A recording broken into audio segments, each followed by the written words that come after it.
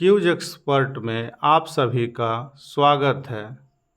यह सीरीज भारतीय संविधान से संबंधित जितने भी महत्वपूर्ण प्रश्न हैं उसको इस वीडियो में लाया जा रहा है ताकि आपका एग्ज़ाम जो है वो अच्छे तरीके से जाए।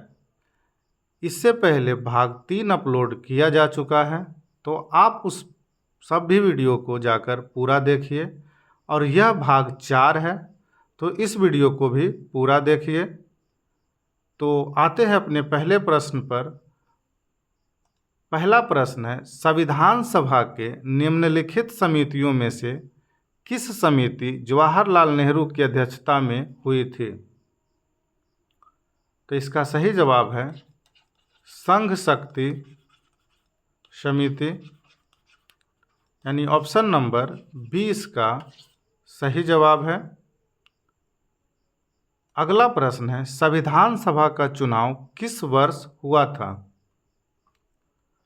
तो संविधान सभा का जो चुनाव था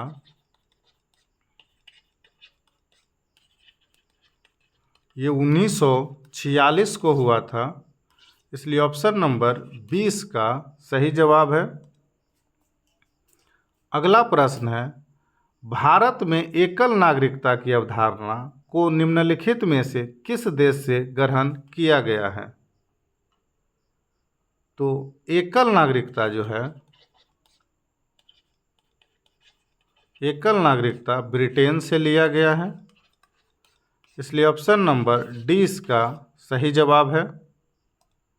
अगला प्रश्न है, द्विसदन का सिद्धांत नियम निम्न में से किस देश से लिया गया है? तो द्विसदन का जो नियम है वो यूनाइटेड किंगडम से लिया गया है, इसलिए ऑप्शन नंबर 20 का सही जवाब है।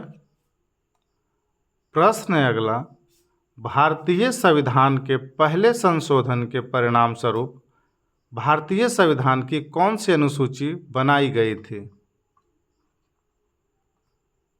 तो भारतीय संविधान के पहले संशोधन के परिणाम स्वरूप 10वीं अनुसूची भारतीय संविधान की अनुसूची में बनाई गई थी, इसलिए ऑप्शन नंबर 20 का सही जवाब है। अगला प्रश्न है, भारतीय संविधान के कितने भाग हैं? तो भारतीय संविधान के कुल 25 भाग हैं, इसलिए ऑप्शन नंबर ए इसका सही जवाब है। अगला प्रश्न है, भारतीय संविधान के अनुच्छेद 78 में किसके कर्तव्यों को विश्लेषित किया गया है? तो अनुच्छेद 78 में प्रधानमंत्री के कर्तव्यों को विश्लेषित किया गया है, इसलिए ऑप्शन नंबर डी इसका सही जवाब है। अगला प्रश्न है, भारतीय संविधान के 11वीं अनुसूची को किस वर्ष जोड़ा गया था?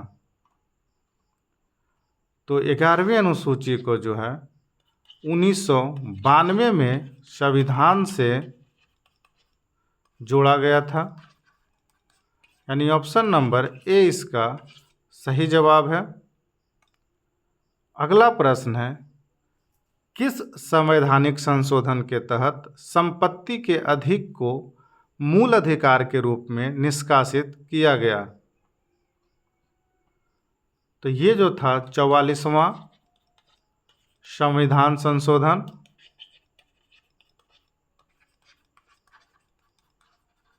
था, इसलिए ऑप्शन नंबर सी इसका सही जवाब है। अगला प्रश्न है, आज़ादी के बाद भारत के हिस्से के रूप में कितनी रियासतें मौजूद थी? तो आज़ादी के बाद जो है भारत में कुल 552 रियासतें मौजूद थी, इसलिए ऑप्शन नंबर सी इसका सही जवाब है। अगला प्रश्न है, किस वर्ष राज्य पुनर्गठन अधिनियम पारित किया गया था? तो राज्य पुनर्गठन अधिनियम जो है 1956 में पारित किया गया था? इसलिए ऑप्शन नंबर सी इसका सही जवाब है। अगला प्रश्न है, भारतीय संविधान के कौन से भाग में राज्य के नीति निर्देशों का उल्लेख है?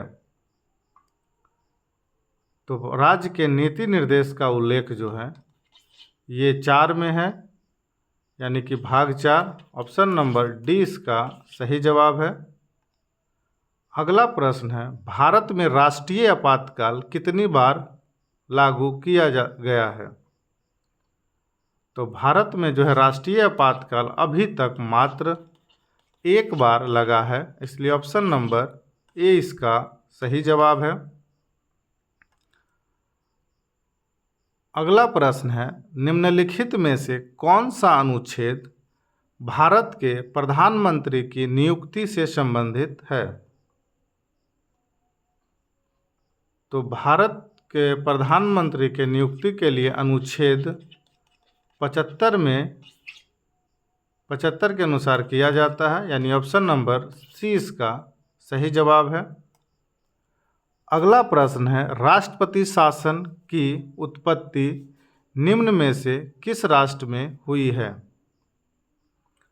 तो राष्ट्रपति शासन की उत्पत्ति जो है संयुक्त राज्य अमेरिका में हुई है, इसलिए ऑप्शन नंबर डी इसका सही जवाब है। अगला प्रश्न है, संसद के दोनों सदनों में से किसी एक के कार्यशील होने के लिए आवश्यक सदस्यों की न्यूनतम संख्या क्या है? तो जो न्यूनतम संख्या है वो कुल सदस्यों का 10वां भाग है, यानी ऑप्शन नंबर सी इसका सही जवाब है। अगला प्रश्न है कि राज्य सूची में शामिल मामलों पर कानून बनाने के लिए केंद्रीय संसद को अधिकार दे सकता है? तो राज्य सूची में शामिल मामलों को कानून बनाने के लिए राज्यसभा केंद्रीय संसद को अधिकार दे सकता है, इसलिए ऑप्शन नंबर सी इसका सही जवाब है। अगला प्रश्न है, भारतीय संविधान का कौन सा अनुच्छेद संसद के संयुक्त सत्र से संबंधित है? तो ये जो है अनुच्छेद 108 है, इसलिए ऑप्शन नंबर ए इसका सही जवाब है। अगला प्रश्न है, संसद जब सत्र में होता है तो शुरू होता है किससे? तो ये जो है प्रश्नकाल से शुरू होता है, यानी ऑप्शन नंबर सी इसका सही जवाब है। अगला प्रश्न है, जनवरी 2019 तक स्थिति के अनुसार संविधान की किस सूची में कृषि का एक विषय के रूप में शामिल किया गया था? तो कृषि को जो है राज्य सूची में शामिल किया गया था, इसलिए ऑप्शन नंबर सी इसका सही जवाब है। अगला प्रश्न है, 6 से 14 साल के बच्चों को शिक्षा का मौलिक अधिकार प्रदान करने वाले मुक्त और अनिवार्य शिक्षा का अधिकार अधिनियम को किस वर्ष स्वीकृति मिली थी?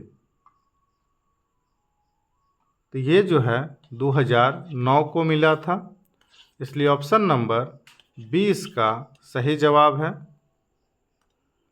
अगला प्रश्न है कि किस राष्ट्रीय संघ के सदस्यों का नेतृत्व चंद्रशेखर आजाद और भगत सिंह ने किया था? तो चंद्रशेखर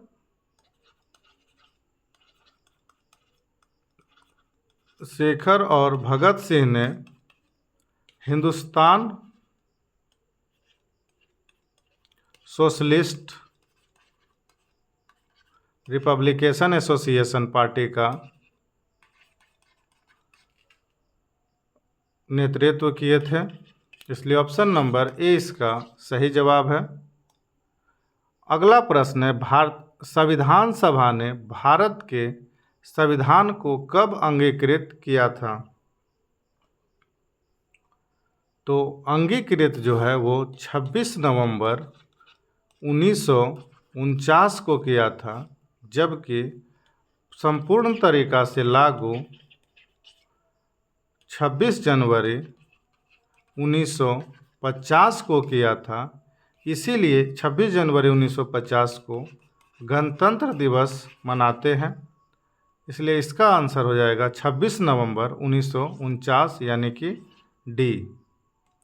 अगला प्रश्न है, किस संशोधन ने मंत्रिपरिषद के आकार को सदन के कुल आकार के 15% तक सीमित कर दिया है? तो ये जो था संविधान संशोधन